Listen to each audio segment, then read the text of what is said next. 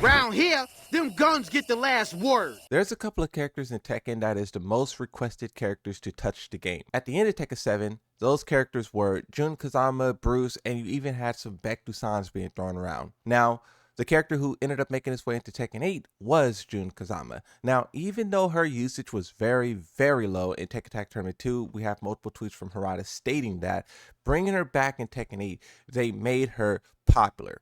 Now, the question is, will they do that for Bruce? Will they do that for Baek Dusan? I don't know. But right now, the most requested characters in the game is Armor King, Anna, and Miguel. And at the Tekken World Tour Finals, Day 4, we got a teaser for Anna Williams. Now, this is where, one, a lot of people celebrated. Two, I want to break down all of the different tweets that Harada has been putting out because there's a lot of stuff Harada's been doing leading up to this event. But three, I want to talk about, like, this is the moment. This is the opportunity.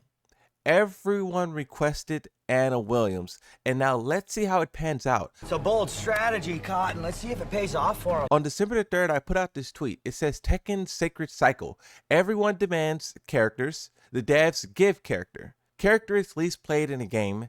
Devs remove character next game. Everyone demands character, and then you just repeat the cycle over and over and over. And I intentionally did not put a name on this tweet because this applies to so many characters. At one point in time, it applied to Jun Kazama, and it also applied to Kunimitsu. As I just said about Jun Kazama, she is quite popular in Tekken 8. Even though she's not as popular as the developers wanted her to be, I would consider a success. And then the same thing with Kunimitsu. She's much more popular than the original Kunimitsu. And when we look at the data, she only was getting more popular as the game went on. Now, Anna Williams, on the other hand, it's a different story. Anna Williams, Nina Williams, Eddie, Zhao Yu, you can see some of the least played characters in the entirety of Tekken 7.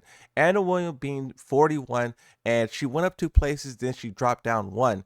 I just look at this and I think, okay, this is the character who a lot of people requested in Tekken 7. The developers given that character. They gave that character. And then the character just was barely even used. Now here we are again with Tekken 8. They're giving us the beloved Anna Williams. One, what will they do to change Anna Williams this time around to make her like, appeal to a wider audience? But then two, will the players actually play this character, or will we see a repeat in these statistics? When you focus a little bit more on what the developers will do, one thing I will say to that is I think for some reason Lily and Asuka are just unbeaten, and you can also throw Reina into that. According to the statistics, this comes from Harada, right? This is every character in the game, the most popular. As you can see, Reina is the only female to be in the top 10. In the top 20, you have Lily, Azuzina, Jun Kazama, and Asuka. So that's the top 5 most used characters in the game.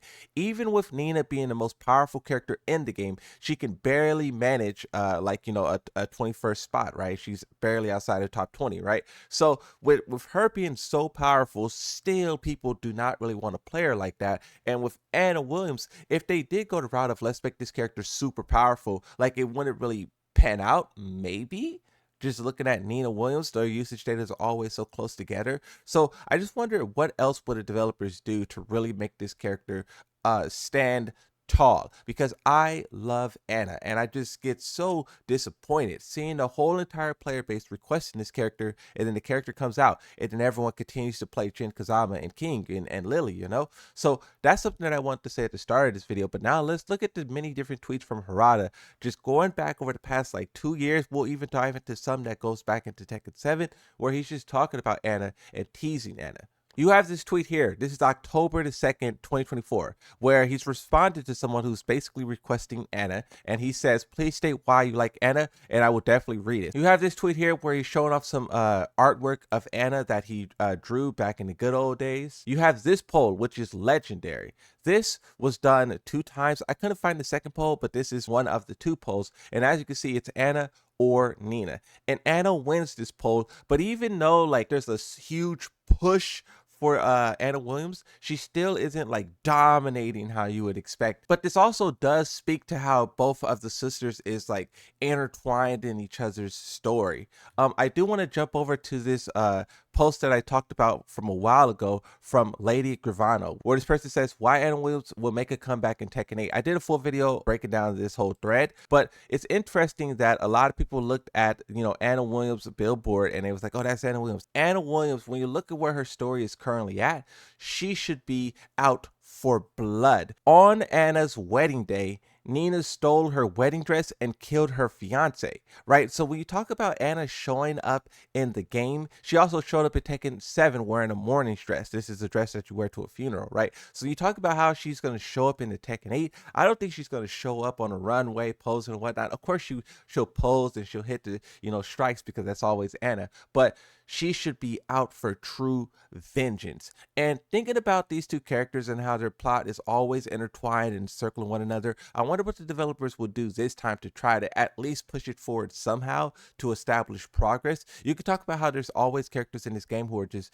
gliding with no true progress. Yoshimitsu, Brian Fury, that rivalry is like stiff at this point. Same thing with Asuka Fang. Same thing with Dragunov Raven. Same thing with Nina and Anna. It seems like the developers, you can even talk about the Mishimas at this point. It seems like the developers have all of these different rivalries in the game and they don't know how to push them forward, and basically it just becomes a part of their personality. Their personality is feuding with the other person, and as we see in Tekken 7, that is kind of coming at a detriment to characters like Asuka, Lily, and I hope the same isn't true for Anna. You have this other post as well. This is a long, lengthy post where Harada was talking about many things for Anna Williams. And I remember in here he was talking about how, so everyone, when Anna was removed from Tekken 8, a lot of people were saying like, why do you do this to us? You hate Anna. Why do you hate Anna and stuff like that? And in this, Harada was saying like, I don't hate Anna. We actually put a lot of attention into Anna, and believe it or not, Harada said that he was the one who did a lot of Anna's move lists way back in the day. When they had a smaller team, Harada did voice acting for Law, for Yoshimitsu, and he also worked on Anna's move list. And this just speaks to how much love and attention he puts into this character. But also what he did in here as well that I think is really cool is that he took responsibility for the character not being popular. He was like, it's our fault. It's my fault that Anna Williams isn't played more. And once again, I showed the statistics. How will they, do better this time? With the right design, with the right gameplay, people will gravitate towards her. So what will they do for Anna Williams? And also what you could talk about for Anna Williams is that she is the true 50-50 character. So putting that 50-50 character in a game where it's dominated by 50-50s, oh yeah, this is her moment to shine. Let the 50-50 character ring true, but also keep her identity intact. Don't make her feel like a variation of Lydia and Heihachi. Let her identity really stand true and really be expressive, because Anna's one of the most expressive characters in the whole game, and they need to tap into that if they want people to really play this character. This goes all the way back to Tekken 7, where Harada, he's basically calling out the people who were requesting Anna. After the character was released, he said, where did the people who were spamming "we need Anna" with dirty words go? You have another one here. They said, we are the biggest community, but I have not seen them lately. He has so many different tweets about Anna Williams. The most recent tweet before the reveal that we got from Harada, someone says, why is Anna Williams isn't in the main roster again?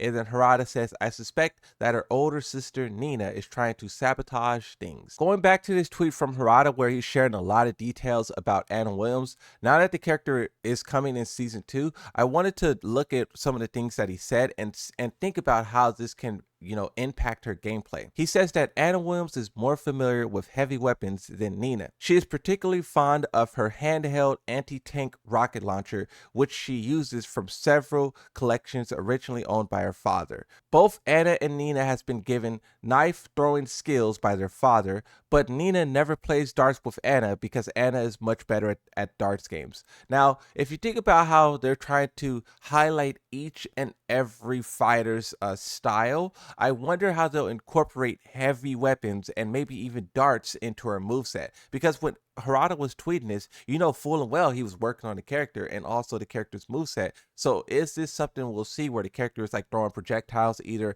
as an attack, or either the same way Nina has pistols in her strings, will Anna do the same thing? And then here where they talk about Anna's signature move, The Abakite arrow, I don't know how to pronounce that, English name Assassin's Dagger, comes from one of many types of ingots that Anna's animators and I were mining in the mines of Ultima Online at the time. Her signature move. How would all of these things be incorporated into the game to make Anna incredible?